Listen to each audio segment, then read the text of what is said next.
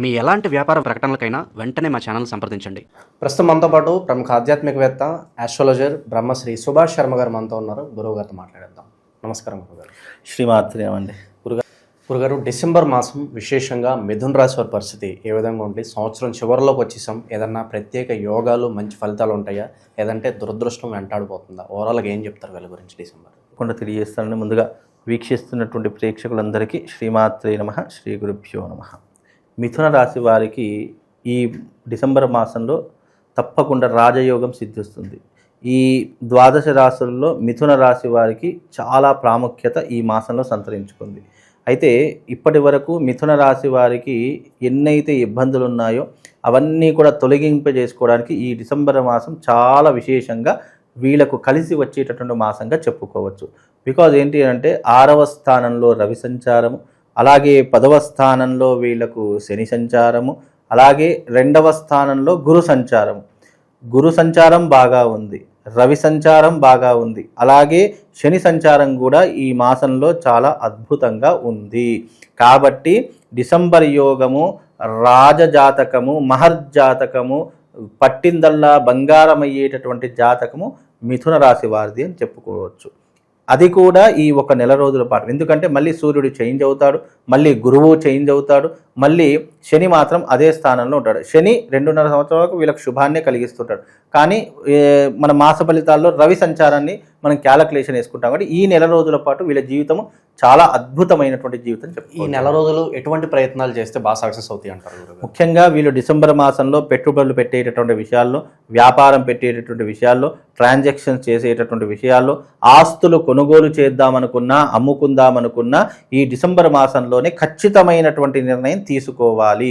డిసెంబర్లో మీరు తీసుకునే ప్రతి నిర్ణయము మీ జీవితాన్ని అదృష్టాన్ని చేకూరుస్తుంది. కాబట్టి డిసెంబర్ మాసం పట్టిందల్లా బంగారం అయ్యేటటువంటి మాసము డిసెంబర్ మాసము. ఈ మాసంలో వీళ్ళు గనక ఏ పని చేసినా కూడా ఆటోమేటిక్గా సెట్ అయిపోతారండి. ఆటోమేటిక్గా వాళ్ళకు చెడు చేద్దామనుకున్నా వాళ్ళకు మంచే వస్తూ ఉంటుంది. కాబట్టి అంతటి మహర్జాతకము ఈ యొక్క మిథున రాశి వారి యొక్క జాతకము. కాబట్టి ఈ మాసం వీళ్ళకు మహర్జాతకము అని చెప్పుకోవడానికి అనువైనటువంటి మాసము ఈ యొక్క డిసెంబర్ మాసం. కాబట్టి ఈ మాసంలో వీళ్ళు ఏ పని చేసినా కూడా సక్సెస్ అవుతుందండి. ధనపరంగా ఎలా ఉంటుంది గురుగారు? గతంలో వీళ్ళు ఆశలు వదిలేసుకుంటారు, డబ్బులు ఇంకా ఇచ్చాము వాళ్ళు ఇవ్వట్లేదు, తిరిగి రావాలి అనుకుంటారు. అవును. ధనపరంగా ఎలా ఉంటుంది? ధనపరంగా కూడా, ఆర్థిక పరంగా కూడా రావాల్సిన డబ్బు వీళ్ళు అంటే మానవ ప్రయత్నంగా మనం చేస్తూ దైవానుగ్రహాన్ని పొందాలి.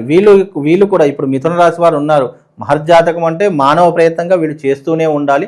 అందులో సక్సెస్ని సాధిస్తారు. అందులో నేచర్ సపోర్ట్ చేస్తూ ఉంటుంది, కాలం సపోర్ట్ చేస్తూ ఉంటుంది, పరిసరాలు కూడా సపోర్ట్ చేస్తూ ఉంటాయి. కాబట్టి మానవ ప్రయత్నంగా వీళ్ళు ఇప్పుడు డబ్బులు రావాలి, ఈ జాతకం బాగుంది కదా అంటే మనం ఇంట్లోనే కూర్చుంటే కాదు. వీళ్ళు కూడా వెళ్ళి ప్రయత్నపూర్వకంగా రావాల్సిన డబ్బు కోసం ప్రయత్నం చేస్తే తప్పకుండా ఈ మాసంలో రావాల్సిన డబ్బులన్నీ వచ్చేస్తాయి.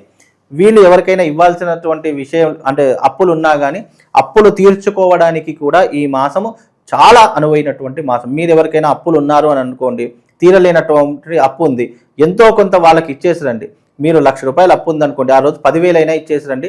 ఇక అప్పులు తీరిపోవడమే ప్రారంభమవుతుంది తప్ప మళ్ళీ తిరిగి అప్పు చేయడానికి అవకాశం ఉండదు. కాబట్టి ఈ రకమైనటువంటి విధానాన్ని మీరు అలవర్చుకోండి. ప్రయాణాల విషయంలో ఏమైనా జాగ్రత్తలు చెప్తారో? విదేశాలు వెళ్ళొచ్చు, అలాగే మన దేశంలో కూడా చాలా వరకు రోడ్డు ప్రమాదాలు అయితే జరుగుతాయి. అవునండి. దాని పరంగా ఏమని చెప్తారు? మిథున రాశి వారికి ఇది ఒక అదృష్ట యోగం. కాబట్టి ఈ మాసం మీరు విదేశాలకు వెళ్ళాలనుకున్నా, వ్యాపారం పెట్టాలనుకున్నా, అక్కడ స్థిరపడాలనుకున్నా ఈ మాసము మీకు చాలా విశేషంగా కలిసి వస్తుంది. కాబట్టి ఈ మాసంలో మీరు ఏ పని చేసినా కూడా విజయం సాధించేటటువంటి శక్తి ఈ మాసంలో మీకు ఏర్పడుతుంది. కాబట్టి మిథున రాశి వారు విదేశాలకు వెళ్ళవచ్చు, వ్యాపారం పెట్టుకోవచ్చు, లేదా విదేశాల్లోనే స్థిరపడదాము, అక్కడే ఏదైనా వ్యాపారం చేసుకుందామంటే కూడా ఈ మాసము చాలా అనువైనటువంటి మాసం అని చెప్పుకోండి. ఈ మాసము మిథున రాశి 12 రాశులలో అద్భుతంగా ఏదైనా రాశి ఉంది అని అంటే అది మిథున రాశి అని చెప్పుకోవచ్చండి.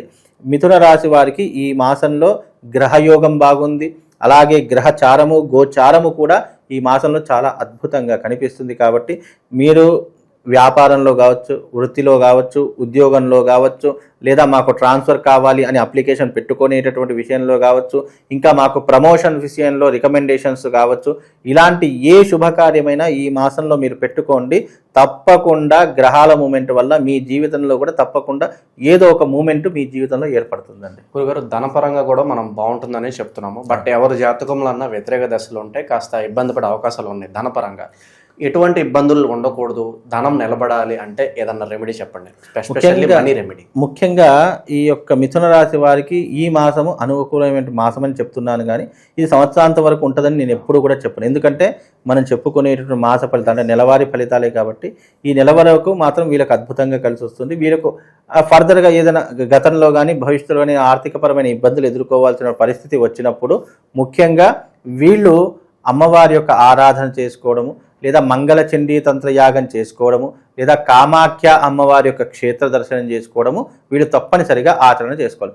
ముఖ్యంగా మిథున రాశి వారి గురించి చెప్తున్నాం. మిథున రాశి వారికి ఆరోగ్యపరంగా కావచ్చు, ఆర్థిక పరంగా కావచ్చు, కుటుంబ పరంగా కలహాల పరంగా కావచ్చు, లేదా వృత్తి వ్యాపార పరంగా కావచ్చు, ఇలాంటి ఇబ్బందులు ఏ ఉన్నా కూడా కామాఖ్య అమ్మవారి యొక్క క్షేత్రానికి వెళ్ళిరండి. లేదా అక్కడికి వెళ్ళడం కుదరలేదు అని అంటే మీ ఇంట్లో లేదా మీ యొక్క ఊరిలో మీరు మంగళ చండీతంత్ర ప్రయోగం అని ఒకటి ఉంటుంది. ఆ మంగళ చండీతంత్ర ప్రయోగం అయినటువంటిది కూడా చేసుకున్నట్టయితే తప్పకుండా భవిష్యత్తులో కానీ లేదా ఇంకా రాబోయేటటువంటి రోజుల్లో కానీ మీకు ఎలాంటి ఆర్థికపరమైనటువంటి కష్టం లేకుండా, ఆరోగ్యానికి ఎలాంటి ఇబ్బంది లేకుండా, కుటుంబ సమస్యలు రాకుండా మీకు ఆ యొక్క రెమెడీ అనేటటువంటిది ఉపయోగపడుతుంది. కాబట్టి ఇలాంటి పనిని ఒక్కటి చేసుకుంటే మిథున రాశి వారికి ఎలాంటి ఇబ్బంది ఉండదండి. విశేషంగా దానాలు ఏదైనా చేసుకుంటే బాగుంటుందా, అంటే కొంచెం ఎక్కువ కలిసి రావాలంటే? ముఖ్యంగా మిథున రాశి వారు ఏదైనా దానం చేయాలి అని అనుకుంటే గనక మిథున రాశి వారు పెసర్లు కానీ లేదు అని అంటే కనుక అన్నదానం కానీ కనీసం ఒక 10 మందికి అన్నదానం చేసేటటువంటి ప్రయత్నమైనా పెట్టుకోండి. లేదా ఏదైనా దేవాలయానికి మీరు సరుకులు ఇచ్చేసి అక్కడ అన్నదానం చేసేటటువంటి ప్రయత్నం చేసుకోండి. అన్నదానం వల్ల పుణ్యం పురుషార్థం పెరుగుతుంది. జీవితంలో నేను అన్ని దానాల కన్నా అన్నదానం చేయమని చెప్తాను. ఎవరైతే దేహి అని అర్థించి వారికి కడుపు నిండా భోజనం ఎవరైతే పెడతారో దానికంటే పుణ్యం కలియుగంలో ఇంకోటి లేదండి. ఎందుకంటే ఒక మనిషికి మనం సంతృప్తిగా భోజనం చేసి ఏదైతే మనం చాలు అని ఒక వ్యక్తి నోటి నుంచి వస్తుందో అది ప్రపంచంలో అన్నిటికంటే గొప్పనైనటువంటి దానం. మీరు అన్నదానాన్ని పక్కన పెట్టి ఇంకా మీరు ఏ దానమైనా చేయండి, ఇంకా కావాలి అనిపిస్తుంది. డబ్బు ఎంత ఉన్నా ఇంకా కావాలి అనిపిస్తుంది. భూమి ఎంత ఉన్నా ఇంకా కావాలి అని అనిపిస్తుంది. బంగారం ఎంత ఉన్నా ఇంకా కావాలి అని అనిపిస్తుంది. ఇక చాలు అనేటటువంటిది ఏది కూడా లేదు. చాలు అనేటటువంటిది ఏదైనా ఉంది అంటే అది భోజనం మాత్రమే, అన్నదానం మాత్రమే.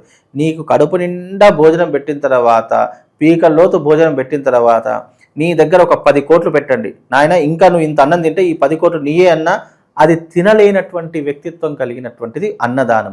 కాబట్టి అన్నదానానికి మించినటువంటి దానం లేదు. అది చేయడం వల్ల ఇంకా పుణ్యం పెరుగుతుంది, మన పాపం తరిగిపోతుంది. కాబట్టి మిథున రాశి వారు వీలైతే అన్నదానం చేసే ప్రయత్నం చేయండి.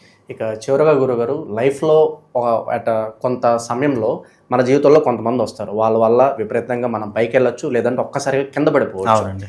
సో మరి అటువంటి నమ్మక ద్రోహం ఏమీ జరగకుండా ఎవరు మన వాళ్ళు ఎవరు పగవాళ్ళు పసిగట్టడానికి ఏదన్నా రెమెడీ లేదా మంత్రం ఏదన్నా ఉంటే వీళ్ళకి తెలియజేయండి. ముఖ్యంగా నమ్మక ద్రోహం అనేటటువంటిది తెలుసుకోవడం చాలా కష్టం. ఎందుకంటే మనతోనే ఉంటారు, వెన్నుపోటు పొడుస్తూ ఉంటారు, లేదా మన ముందర బాగా మాట్లాడతారు, వెనక గోతులు తీసేవాళ్ళు చాలామంది ఉంటారు. అలాంటి వారిని కనుక్కోవడం కలియుగంలో చాలా కష్టం అండి. ఇంటి దొంగను ఈశ్వరుడైనా పట్టుకోలేడు. అలాంటి సామెత ఎలాగైతే ఉంటుందో నమ్మక ద్రోహం అనేటటువంటి మనం నమ్మిన వాళ్ళే మనకు నమ్మక ద్రోహం చేస్తారు. నమ్మడం అనేది మన పొరపాటు. ఇక ద్రోహం చేశాడు అనేది అతని స్వభావం అలాంటిదైనప్పుడు మనం నమ్మడం మన మూర్ఖత్వం. కాబట్టి ఎవరిని నమ్మాలి, ఎవరిని నమ్మకూడదు మన ఆలోచన దృక్పథంతో ఉండి వ్యవహరించాలి తప్ప నేను ఒకటే నమ్ముతానండి, మనం మోసపోయాము అంటే ఎదుటి వారి తప్పు కాదు, మన తప్పు అని నేను అనుకుంటాను. ఎందుకంటే వారి స్వభావం మోసం చేసే స్వభావం, మనం మూర్ఖత్వంతో వాడిని నమ్మి మనం ఆ గోతిలో పడ్డాం చూసారా, తప్పెవరిది, మనదే అపరాధం. కాబట్టి తప్పు చేసేవాడి కంటే ఆ తప్పుని ప్రోత్సహించేటటువంటి వాడు, ఆ తప్పులో ఇరుక్కున్నటువంటి వాడు మూర్ఖుడు అని చెప్తూ ఉంటాం. కాబట్టి ఈ నమ్మక ద్రోహానికి ఇలాంటి ఇబ్బందులు ఎవరికైతే ఉన్నాయో వాళ్ళకి నెగిటివ్ ఇంపాక్ట్ ఎక్కువగా ఉంటుంది. దానికి తగినటువంటి విధంగా ప్రవాళ గణపతి అనే ఒక లాకెట్ ఉంటుంది. ఆ ప్రవాళ గణపతిని మెడలో ధరించుకునే ప్రయత్నం చేయండి.